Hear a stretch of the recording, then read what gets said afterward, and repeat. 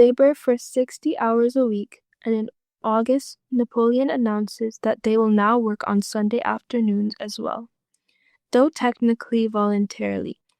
Animals who choose not to work on Sundays will have their rations reduced, making it compulsory in practice. Despite the hard work, the harvest is less successful than the previous year, and with missed crops, the animals anticipate a difficult winter ahead. Building the windmill proves challenging, particularly because breaking the rocks in the quarry requires standing on hind legs, which the animals cannot do. They develop a method of dragging large stones to the top of the quarry and pushing them over the edge to break them. Boxer becomes the symbol of hard work and dedication, waking up earlier than the others and doing the lion's share of the labor.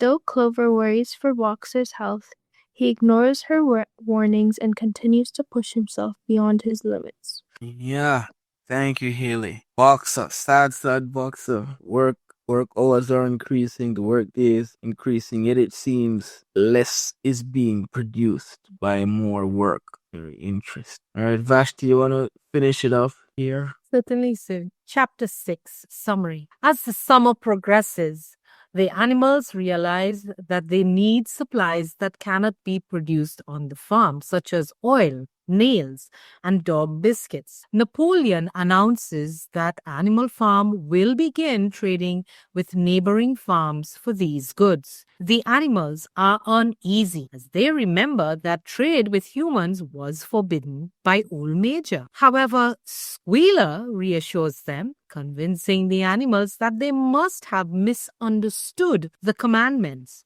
and blaming Snowball for spreading rumors. Mr. Wimper, a solicitor, is hired to handle these trades, and though the other animals are uncomfortable around him, they take pride in seeing Napoleon, a four-legged animal, giving orders to a human. All right, thank you. I think, maybe we can just look at some quotes. Oh man, I don't know why I selected such long quotes, as if we can memorize all of this stuff.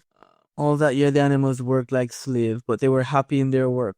They grudged no effort or sacrifice, well aware that everything they did was for the benefit of themselves and those of their country. Just another way of justifying the current situation. Well, yes, we're still working so hard, but at least we're working for ourselves.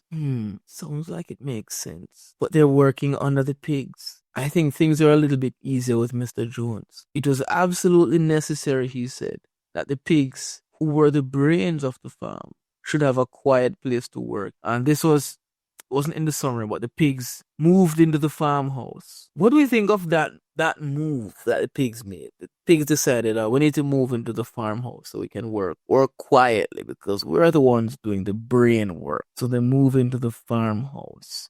That's a significant plot event, seeing that the farmhouse was occupied by Mr. Jones and by the pigs. The pigs moving into the farmhouse definitely strongly suggests that they're becoming more human-like, and they're moving further and further from animalism.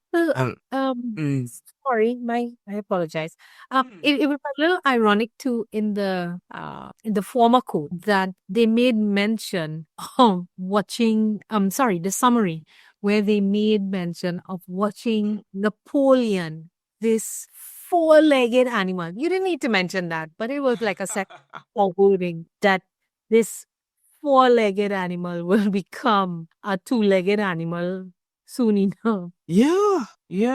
I didn't even pay attention to that irony, but the pride that they took in seeing a four-legged animal, soon to be two-legged animal, giving orders to a human. And then the irony is, it really unfolds at the very end. This very same irony unfolds at the very, very end when they're in the house, in the farmhouse, playing cards, pigs and animals alike, and the pigs surround them. And this scene, now that I'm thinking about it, it's creeping me out again. But when I read this scene, when I first read that last scene, the ending of the novel, I couldn't sleep.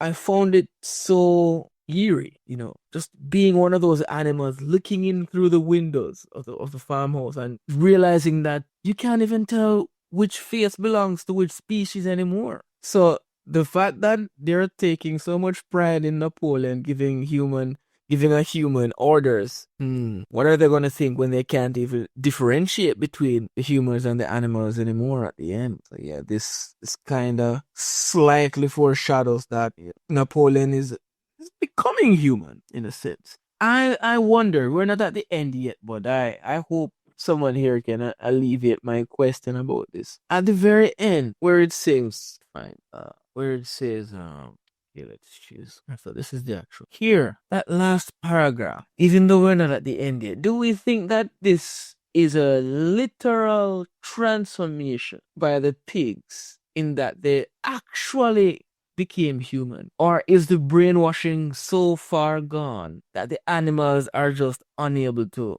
make the distinction? Not just the brainwashing, but I guess the pigs are now acting so human that the animals just can no longer separate the two, pig from human. Because I imagine a kind of literal, how do I put it? Oh man, I don't even want to think about it, to be honest. So again, it comes back down to that's the power of language.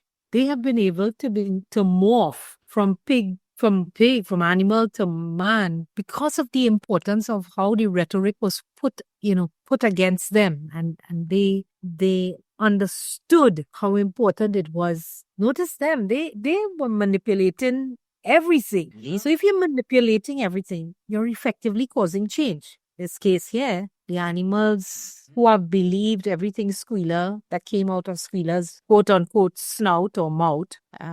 Now you have it they're having their Adam and Eve moment where they are handcrafted to Yeah. come human.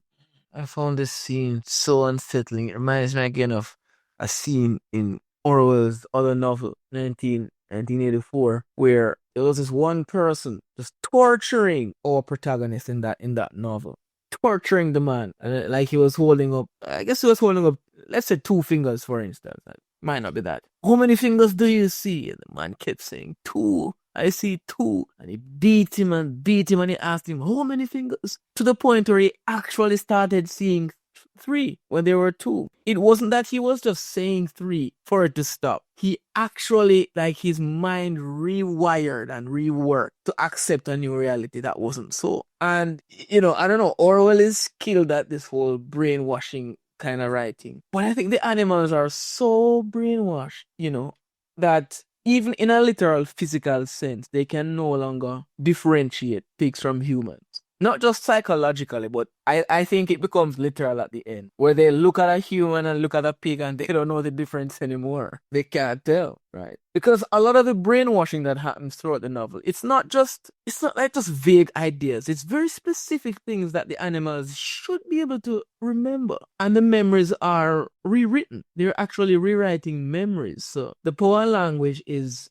so, I don't know, language is used so potently to manipulate that the brainwashing is beyond what I think is happening in like real world stuff. Because I don't think anyone would be able to brainwash me to look at a black phone and tell me, yeah, this is actually pink. And they tell me so many times that I believe it's actually pink. I don't think that's going to happen in the real world. But that's what's happening in this novel. Unless this phone is actually pink and it's been pink all this time. But man, that scene at the end, it creeped me out. Couldn't sleep the night I read, because the implication of it was so profound to me that you could brainwash not just one person but a whole nation to the point where their own senses have become unreliable. They can't even trust their own eyes. Their own eyes can't even create any meaning anymore. Yeah. Oh man, is that really where we're gonna end it tonight? And the morphing from pig to man, from man to pig, it's so well written, right? It seemed to them that some strange thing was happening. What was it that had altered in the faces of the pigs? Clover's old dim eyes flitted from one face to another. And so also the perspective of the animal's own vision just being less and less reliable, right? Because, in this case, it's our physical eyes, but we know leading up to this point, they have been unable to trust their own judgments when it comes to making decisions. So they don't even know how to think. They don't know how to see. They don't have any vision of their own, right? Some of them had 5 chins, some had 4, some had 3. But what was it that seemed to be melting and changing? Wow, language here. And then there's so much to enjoy in this last little chapter right here. They both play an ace of spades. Yeah, they're really both the same. Both just, cheaters and manipulators. Both the pigs and the men. Of course, there can only be one ace of spades in a deck of cards. So somebody's cheating. Already it was impossible to say which was which. And it feels like it ends implying a kind of cycle where whoever steps out of that farmhouse to continue running the farm, it may as well be Mr. Jones. Because whether it's Mr. Jones or another human or a pig, the animals wouldn't be able to know. There would be no difference, right? Who knows? Mr. Jones, he might have been a pig. It's a little crazy.